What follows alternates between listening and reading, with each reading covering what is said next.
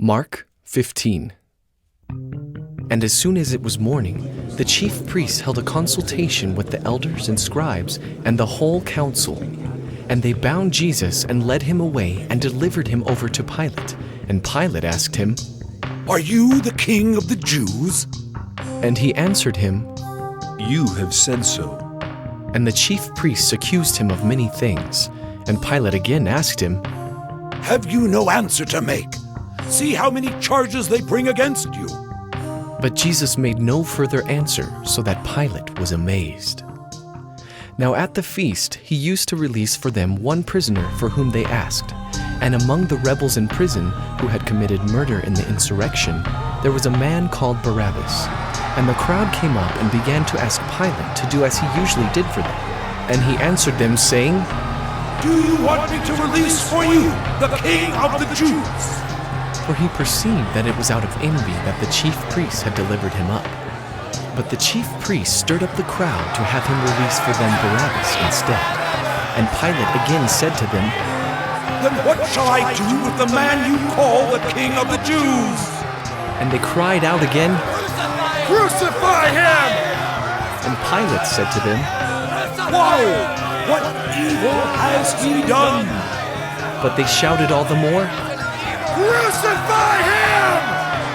So Pilate, wishing to satisfy the crowd, released for them Barabbas, and having scourged Jesus, he delivered him to be crucified. And the soldiers led him away inside the palace, that is, the governor's headquarters. And they called together the whole battalion. And they clothed him in a purple cloak, and twisting together a crown of thorns, they put it on him, and they began to salute him. "Hail, King of the Jews!" And they were striking his head with a reed, and spitting on him, and kneeling down in homage to him. And when they had mocked him, they stripped him of the purple cloak, and put his own clothes on him. And they led him out to crucify him.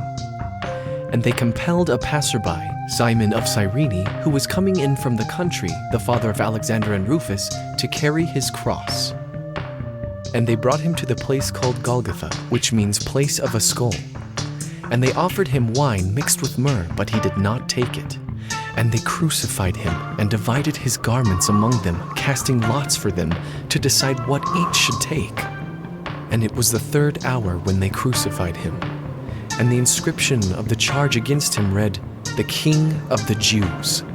And with him they crucified 2 robbers, one on his right and one on his left. And those who passed by derided him, wagging their heads and saying, "Aha! You who would destroy the temple and rebuild it in 3 days, save yourself and come down from the cross." So also the chief priests with the scribes mocked him to one another, saying, He saved others. He cannot save himself. Let the Christ, the King of Israel, come down now from the cross that we may see and believe. Those who were crucified with him also reviled him. And when the 6th hour had come, there was darkness over the whole land until the 9th hour. And at the 9th hour, Jesus cried with a loud voice,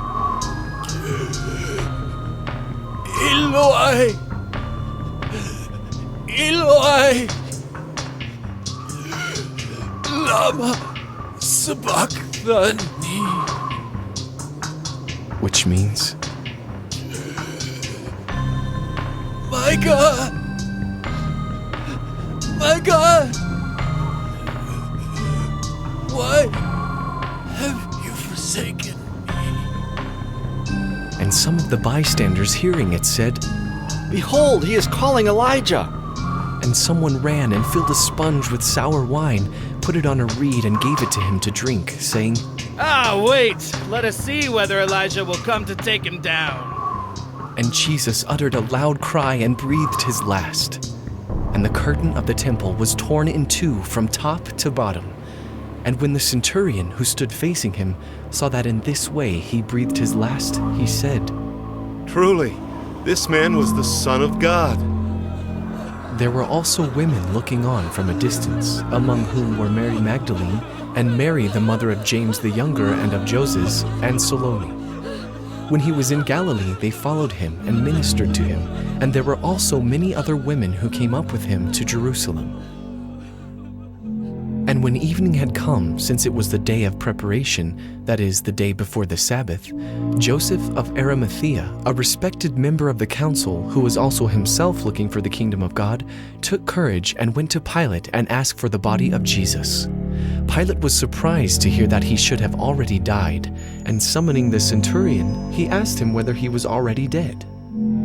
And when he learned from the centurion that he was dead, he granted the corpse to Joseph.